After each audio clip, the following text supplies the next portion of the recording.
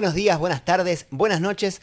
Una nueva edición de La Semana en Datos, este envío que hacemos desde la Bolsa de Comercio de Rosario, analizando algunos de los informes de la Dirección de Información y Estudios Económicos de esta casa. Lo tengo en este momento a mi izquierda a Bruno Ferrari y a mi derecha a Guido D'Angelo. ¿Cómo están? Buenos días, buenas tardes, buenas noches, nunca sabemos.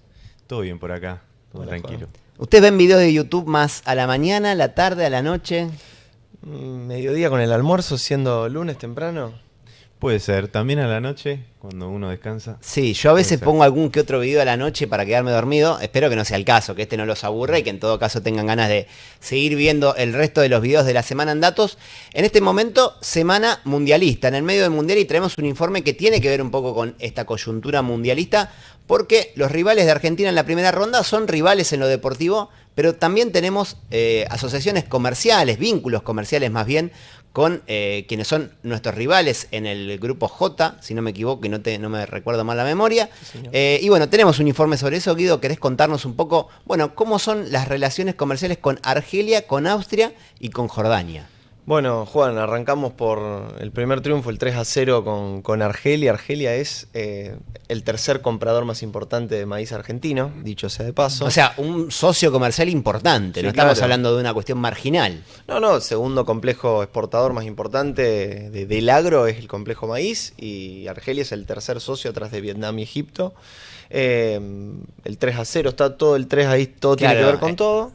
Y después es el segundo mayor comprador del complejo lácteo argentino, comprando principalmente leche en polvo.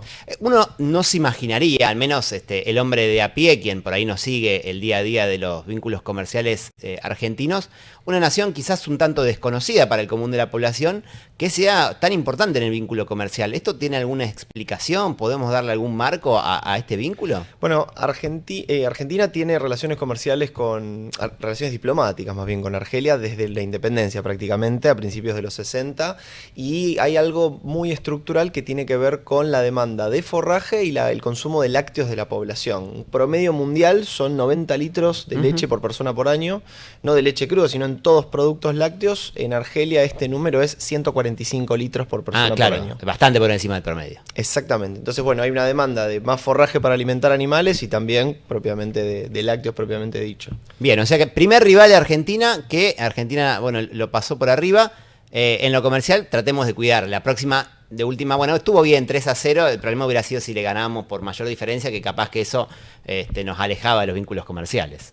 Así es, y bueno, también es un importante comprador de harina de soja, y con esos tres productos, maíz, harina de soja y leche en polvo, tenemos principalmente los Bien. principales Teníamos productos. ahí un gráfico que nos ayudaba a mostrar algo de esta relación, si no me equivoco, ¿verdad? Ahí, mira, ahí está. Bueno, ahí lo van a ver claramente. La línea naranja son el maíz, soja, que es especialmente harina de soja, la barra verde, y en azul el complejo lácteo, que es principalmente leche en polvo, que destacábamos recién. Bien, bien. Vamos al segundo de los rivales. Ahora, cuando estamos grabando esto, estamos a horas del partido con Austria. Seguramente cuando se vea este video ya va a haber pasado el partido. No sabemos cómo salió, pero sí sabemos cuál es nuestro vínculo comercial. Sin ánimo de hacer ningún PRODE, porque ya las respuestas son privadas y cada uno ha hecho el suyo.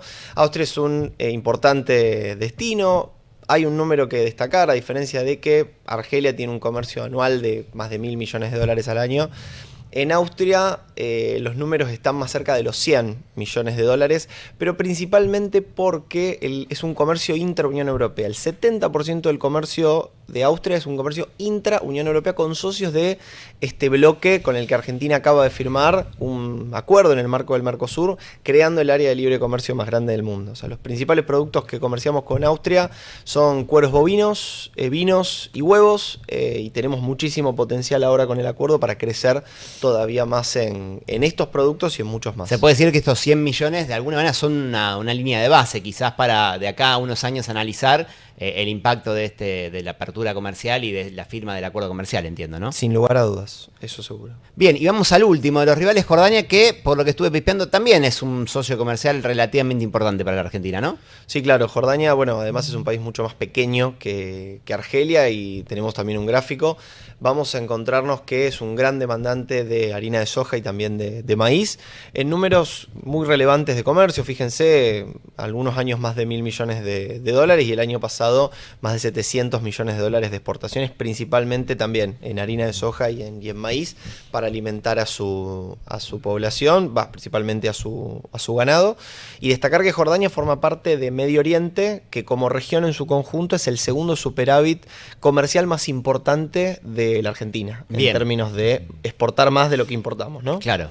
Bien, bueno, ahí teníamos un repaso. Entonces, Argelia, Austria y Jordania, 3 vínculos comerciales importantes. En el caso de Austria quizás lo será más importante de aquí a unos años, pero con los 3 países Argentina tiene una sólida relación comercial. Habrá que ver qué pasa con los rivales que vienen después de los resultados de ayer. Podría ser Cabo Verde, un rival en 16avo, una nación que me animo a decir que debemos tener muy poco o escasísimo vínculo comercial, pero ya lo estaremos elaborando o analizando en próximos informes. Muchas gracias. Vamos ahora con Bruno, que nos trae un dato más de la coyuntura local que tiene que ver con el balance cambiario del primer cuatrimestre. Y bueno, ¿qué nos va a decir este informe? Antes de meternos en el informe, ¿a qué nos referimos con un balance cambiario? ¿Qué nos va a mostrar el informe? La idea principal, Juan, del informe fue analizar o mostrar un poco cómo avanza la situación cambiaria de Argentina y en este sentido intentar de entender cuáles son los factores que están explicando esta situación. Entonces, cuando hacemos doble clic en eso, vamos a encontrar que el balance cambiario es un balance que nos explica en gran medida, digamos, nuestro relacionamiento con el exterior y el flujo de divisas en general, como para entender la demanda y la oferta de dólares que tenemos y que en última instancia nos afecta a las reservas internacionales brutas y netas y también a la dinámica del tipo de cambio. Bien, un tema del dólar que siempre está presente, sí, en la mesa de todos los argentinos, de alguna manera tratado más popularmente o con un análisis un poco más minucioso, pero tema dólar es más conocido que Cabo Verde, por ejemplo, por lo menos en las discusiones y en las charlas familiares. Bueno, vamos ahora sí al informe, Bruno. Dale, bueno, ahí habíamos traído una imagen sobre el tipo de cambio que la verdad es muy elocuente sobre la situación cambiaria que estamos atravesando de una gran estabilidad. Ahí podemos ver que en los últimos 9 meses el tipo de cambio se ha mantenido muy estable en Argentina, luego de haber atravesado algunos otros esquemas cambiarios. Vemos ahí comienzo de 2025 una suba paulatina del tipo de cambio, que eso estaba explicado por el esquema de Crowley-Peck, es decir, subas programadas del tipo de cambio. En abril de 2025 se establece un esquema de bandas cambiarias, es decir, sobre la banda superior e inferior el Banco Central no interviene y al mismo tiempo en términos de libertades de tipo de cambio, personas humanas total libertad para operar y personas jurídicas algunas limitaciones. Más allá de eso vemos una tendencia al alza en ese momento. Tenemos que tener en cuenta también que hubo elecciones de medio término, que eso generó cierta volatilidad en el mercado e incluso llegamos a tocar el techo de la banda, que bueno, eso fue relativamente neutralizado con lo que fue el swap que tuvimos con Estados Unidos, que eso tranquilizó un poco al mercado y desde entonces el tipo de cambio nominal se mantiene muy estable y cuando miramos la curva de futuros, que serían esos puntitos que se ven hacia adelante, es decir, ¿qué ve el mercado hacia adelante?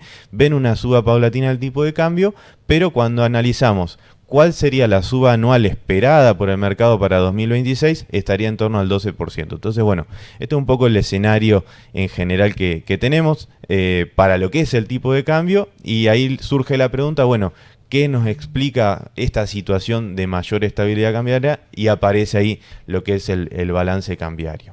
Ahí tenemos otro cuadro donde podemos ver cómo se desglosa este balance, en el cual interesan 3 variables fundamentales: la cuenta corriente cambiaria, la cuenta capital y la cuenta financiera, más algunos ajustes por valuaciones, lo cual nos termina dando en la última línea cómo varían las reservas internacionales, brutas en este caso. Para el primer cuatrimestre del año vemos un incremento en las reservas brutas por 3.400 millones de dólares y esto se explica por una cuenta corriente cambiaria equilibrada y positiva en 148 millones de dólares.